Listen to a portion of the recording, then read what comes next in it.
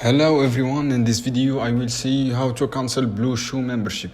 Visit the website guys and log on your account and credential. You sign up through third-party platform and you need to access your account through that platform and navigate your account setting or subscription setting log off option related managing your subscription membership. Within the subscription setting locate option to cancel your membership. This option may be labeled to cancel subscription or something similar.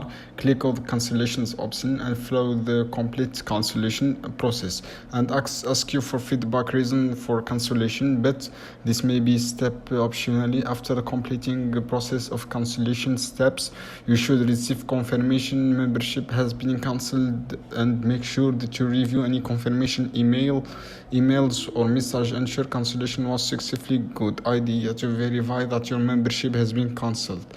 Contacting Block customer support if you have method one not work, depending your policies additional steps. And I hope guys this video helpful for you, and like share this video.